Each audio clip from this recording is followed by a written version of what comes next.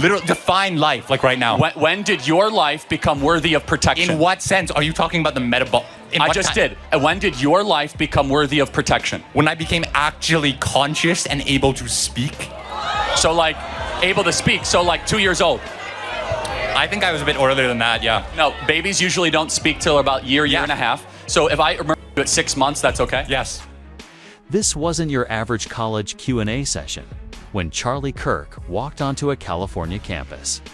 He likely expected some pushback, but not a full-on philosophical clash. Enter a self-proclaimed biology student, ready to challenge him at every turn. What unfolded next was anything but ordinary heated. Fast-paced exchange that laid bare the stark divide between traditional conservative values and the progressive worldview, dominating today's campuses.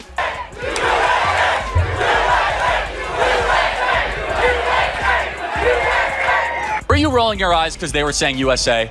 Yeah, actually. Oh, come on. You're destroying America. You are actively contributing more to the decline of the American empire than every communist in history. Literally every left-wing, anti-war, anti-American activist. I'm giving you space. Yeah. Allow him or her. I'm sorry, I don't mean to misgender you to talk. So. Oh. Wow. So, first of all, I just want to congratulate you on I don't know, the organizational strategy. I mean, just figuring out, realizing that none of you would not get a tenth of this crowd if you actually just talk to students. So you had to bust in people from the retirement homes. I think that's really smart, actually. It's a sign of great intelligence that you decided to do that. No one was bussed in, my friend. Yeah, then. Wow. So would you explain all the people with silver hair and wrinkled skin? Yes, they have cars and they drove to see us. Yeah. Wow. And these are UCR students. You do know that boomers drive too. Yeah, I do. Now, I just want to again, I feel it's really admirable that you're just getting people who By the way, can you find one older person right here? I'm struggling to look at it. Can you okay, yeah, wow, you found one.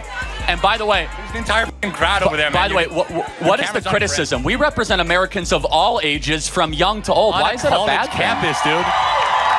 I've seen your tactics before, man. I know my school district. I've been to school district protests before. The people you send in to manufacture the belief that you're actually popular with the American citizenship, you import people from all over, man. None of these people are from Riverside No one citizens. is imported. They all came by them. Find a single person. You know what this is? This is the left refusing to believe we're very popular on a liberal college campus in California.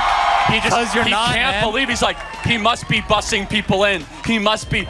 There's no way that people actually want to make America great again. They literally don't. Cope harder, my friend. Cope harder, because we're very, very popular. No, you're not. Just like that, we hit the first deflection, rather than tackle Charlie Kirk's actual arguments.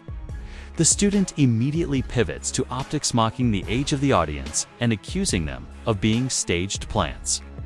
But Kirk doesn't let it slide. He pushes back with a simple reality check. Older Americans vote, drive, show up to events, and, yes, they care about the future of the country. To .hen, your opening move is to attack the crowd instead of the ideas.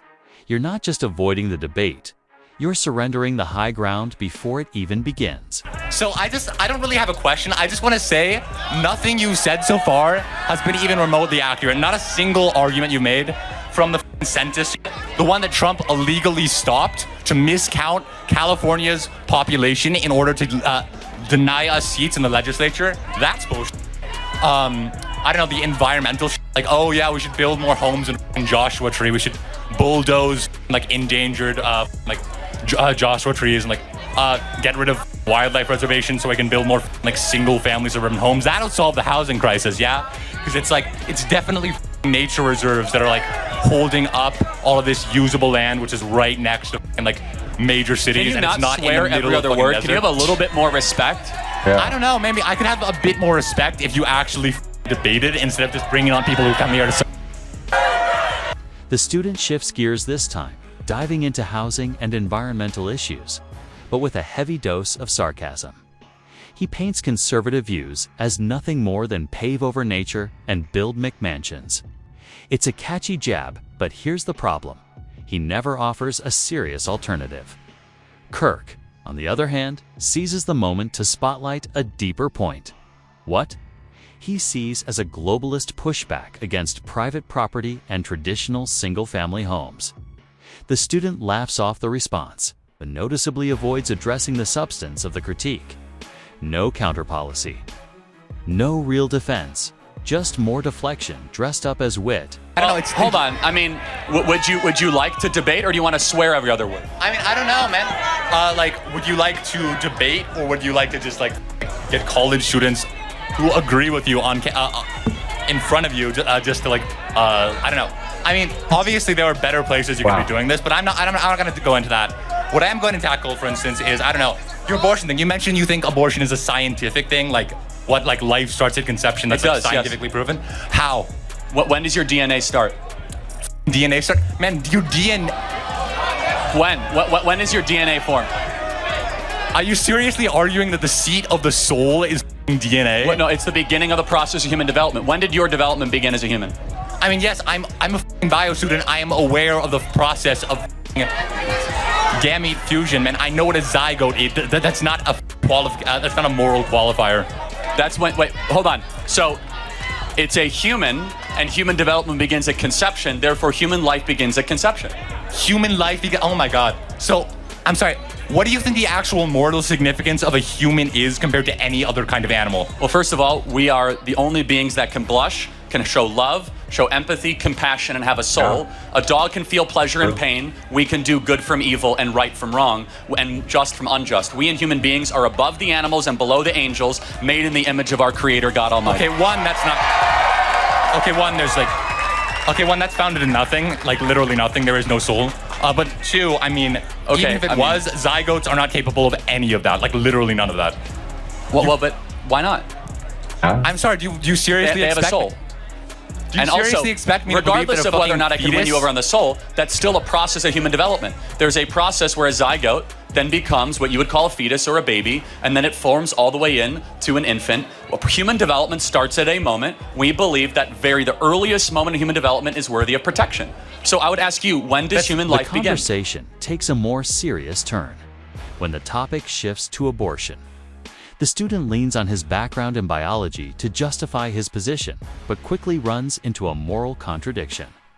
He argues that life doesn't deserve protection until there's consciousness or the ability to speak. But Kirk challenges that logic head-on, forcing him to walk it back once the implications become clear. This is the moment where the debate moves beyond surface-level jabs. It stops being about optics and becomes a confrontation of raw, foundational philosophy. So if you're, what do you mean? Like, are you talking about like... When did your life begin?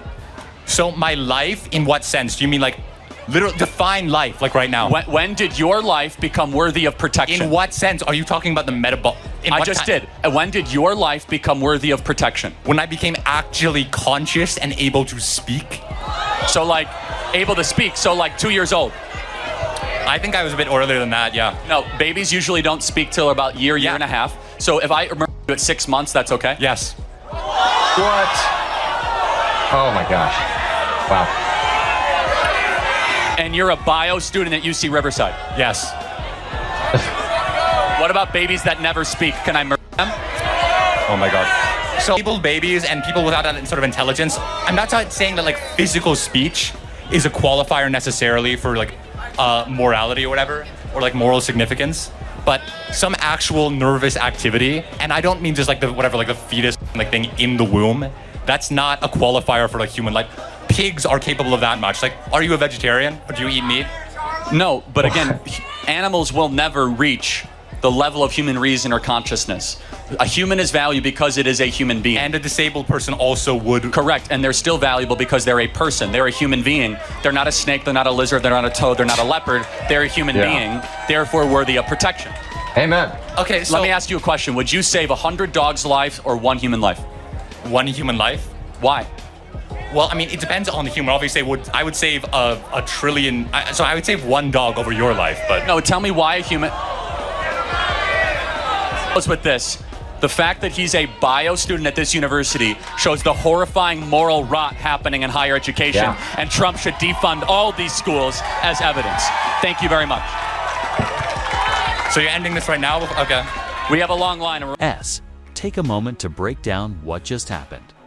The exchange between Charlie Kirk and the student at UC Riverside wasn't just another viral campus confrontation. It was a revealing clash between two competing worldviews.